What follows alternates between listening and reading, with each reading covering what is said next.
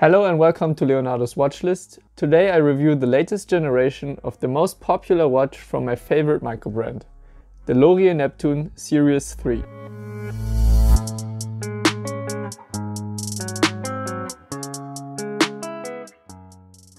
First of all, if you want to see everything that comes with the Neptune, check out the unboxing video on my channel.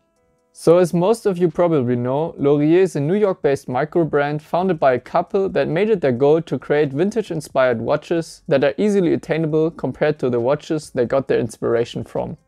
And as we can see, Lorier is hugely successful doing this, already releasing the third version of the Neptune. Now let's get to the watch. The Neptune is available in blue, blue gilt, black and black gilt, which we have here. The Neptune is listed for $499. Size-wise, the Neptune is the perfect diver for smaller wrist. I measured the diameter of the case to be about 38.6 mm. But what makes the watch appear even smaller is the bezel diameter of only 37.5 mm. On the other hand, with a lug-to-lug of 47.1 mm, the Neptune has still a nice wrist presence. The lug width is 20 mm and the thickness is 12.9 mm with and 10.6 mm without the crystal. Now to the specs of the watch. The Neptune is made out of 316L stainless steel. It has a screw-down caseback and screw-down crown with a water resistance of 200 meters. The bezel has 120 clicks and an aluminum inlay. The crystal is made out of domed plexiglass, and inside the Neptune beats the Miyota 90S5 movement with a power reserve of 42 hours. It has a beat rate of 28,800 beats per hour, so 8 ticks per second, and it features a hackable seconds hand. As mentioned before, the Neptune draws its inspiration from true dive watch classics. And by having elements from all three models shown on their website, Lorier created their own interpretation of the past design language that can visually rival all three of them, without being a typical copy and paste homage watch we see so many of today. I briefly want to touch on the most notable changes compared to the previous Neptune. The case, as I mentioned, got a lot slimmer and has a nice curvature to its lugs, which allows it to hug the wrist and not feel so top heavy. The case is all brushed except of a thin polished line alongside of the edges of the lugs. The bezel got 1 mm smaller, making the Neptune look even more elegant. The signed crown kept its size but now has bigger teeth for a better grip. The former blank caseback now has many tiny Lorier logos arranged in a circle etched into it. What definitely did not change with the newest generation is the signature component of every Lorier, the domed plexiglass crystal, which gives off very nice distortions. But unfortunately you have to pay for it with easy scratches on the crystal.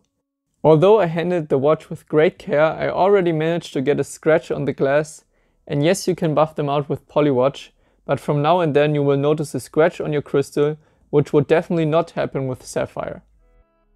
With the gilt version of the Neptune, the handset is gold colored with a brushed finish. The text and markers printed on the dial are also in gold with applied lume at the hour markers. Talking about lume, the Neptune uses Swiss Superluminova BGW9. In the first few minutes, fully charged, the lume has a nice glow to it, shining in a bright blue. And after 10 minutes, everything is still clearly visible, but not as bright as on other watches. The other signature component of every Lorier is their unique and high quality bracelet. The bracelet is completely brushed but still reflects the light nicely without being too blingy. The end links are solid and the links are fully articulated. The links are connected by screw pins. The bracelet tapers down from 20 to 60 mm at the clasp. The clasp is fitted with double pushers to open and is signed with the Lorier logo. They also upgraded the clasp to have 3 micro adjustments, which makes it easier to adjust to your wrist size. All in all, I think this is one of the best bracelets in its price class. The only thing I could imagine to upgrade the bracelet would be some kind of glide lock system, but that's nothing one can expect at this price level. But if you're not a fan of wearing your watch on a steel bracelet, the drilled lugs allow for easy strap changes. First of all, I want to show you the watch on some NATO strap options. And here you can see the watch on a leather strap. To round it up, I think Lorier made all the right changes with the new Neptune and still kept their unique design features. For me, the most noticeable difference is the thinner case and the curvature to the lugs, which allows the watch to sit perfectly on the wrist. And I think that's also the beauty of microbrands in general. They adapt changes very quickly and listen closely to the feedback of their customers. Okay, that's it for the review of the Lorier Neptune. I really hope you enjoyed it. Let me know what you think about the changes Lorier made, and is there something else you would have changed? Write it down in the comments down below. And if you want to support the channel and see more of my watch list, please subscribe to my channel and like the video. As always, until next time.